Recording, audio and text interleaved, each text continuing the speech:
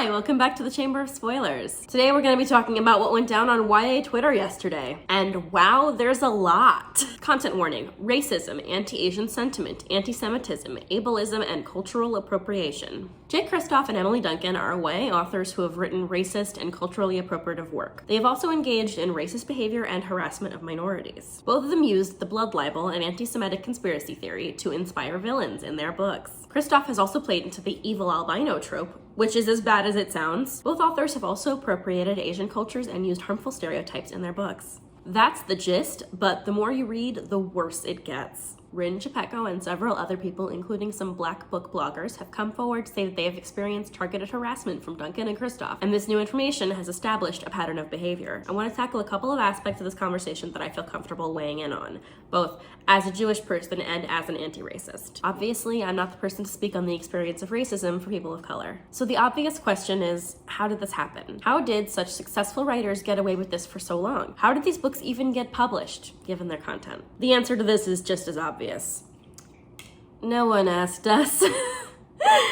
And by us, I mean marginalized groups. I know that publishing is overwhelmingly white, and I don't think that it should surprise anyone that these books are out in the world when publishing has clearly been showing its ass. Like, American Dirt was an Oprah's book club pick.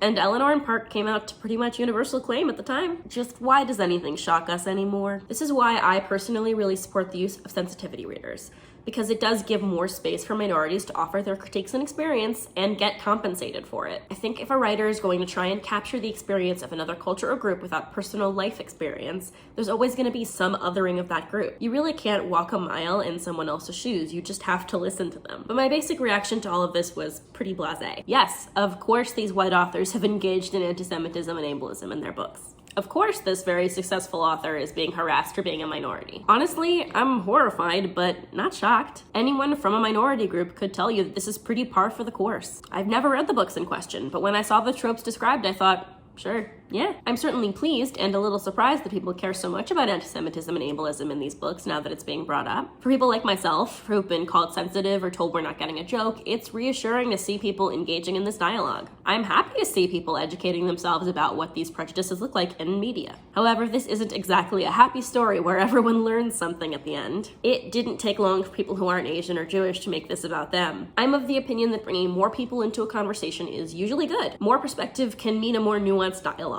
But someone took all of this and thought, how could I make this about white people? Another controversial take: if you're into Slavic aesthetic in books, maybe instead of Leigh Bardugo, Catherine Arden, Naomi Novik, Emily Duncan, etc., try to find actual Polish, Ukrainian, Russian, and Serbian writers and read their books instead. Read more translated works. Wanted to address this since I included first or second generation immigrants in the list. Their use of Slavic culture in their books is absolutely valid as they are part of it. My problem lies with the fact as these authors are known to be the representation. Name a single modern translated Slavic author who's as big as Leigh Bardugo, or a Polish fantasy YA written originally in Polish that sold as well globally as Uprooted.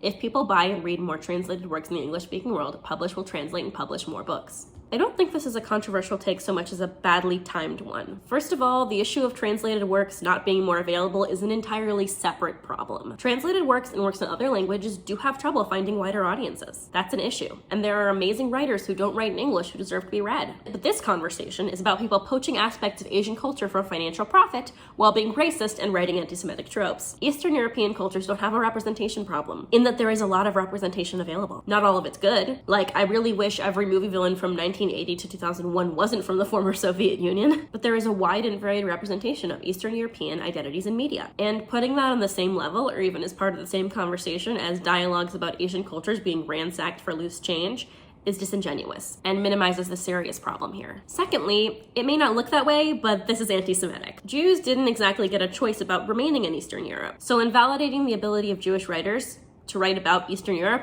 is shitty. Especially shitty given that this week the last Jew was forced to leave Afghanistan. Eastern Europe and most of the Christian-dominated world has a history of kicking Jews around even before 1935. And it's a bad look to just not factor that in, especially when criticizing Jewish authors. She apologizes for coming across that way, which I appreciate, but that tweet reflects an ignorance of people living in diaspora. And that's all I have to say on that.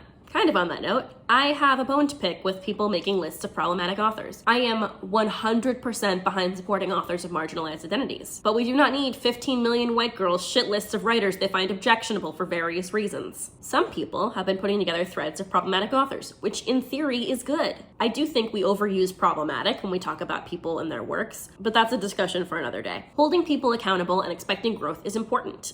Alternatively, boycotting someone's work if you don't see growth is worth doing too. But in the context of this conversation about actual harassment of writers of color, I think these lists have limited utility. A great example of this is Naomi Novik, who I'm a fan of. She has had some controversy in the last year because her latest book played in tropes that many readers found racist. I am not from any of the groups in that book, but I can see reading criticism by other reviewers why people felt that way. And that's valid criticism that I hope is addressed. But I don't think it's the same as actively antagonizing and bullying fellow authors. I think when we put bad or harmful representation and discriminatory actions in the same basket, we're invalidating the experience of people who've experienced actions of hate. I haven't really spoken publicly about the experiences that I've had being targeted for my ethnicity, but they're a part of me. And in my experience, being the target of anti-Semitism is marginally worse than consuming media that is anti-Semitic or plays into stereotypes. I am not in any way dismissing allegations of harmful or poor representation against any author.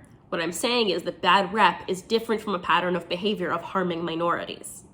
We need to recognize that while we can hold people accountable, we don't have to equivocate ignorance and hatred. Lastly, I want to address white allyship. I really appreciate white readers listening and magnifying the voices of others. But this isn't really about them, and it isn't their job to forgive or condemn anybody. I am also part of this group. I can speak to Jewish issues and to some extent disability issues, but I'm not a person of color. We need to be aware of our place in this, and while tweets of support are nice, I think white readers need to think about what they can do to support these communities offline or outside of rage tweeting that they're boycotting an author. Unless you're someone with a platform who has influence, you shouting into the void that you are a good white who listens does nothing for anyone. The way you can actually help is by buying books from Jewish and Asian writers and lifting up authentic, genuine voices. I will include several Twitter threads with more information about this in the description. Thanks for watching, and remember to vote with your dollars. Buy books and support authors when you can.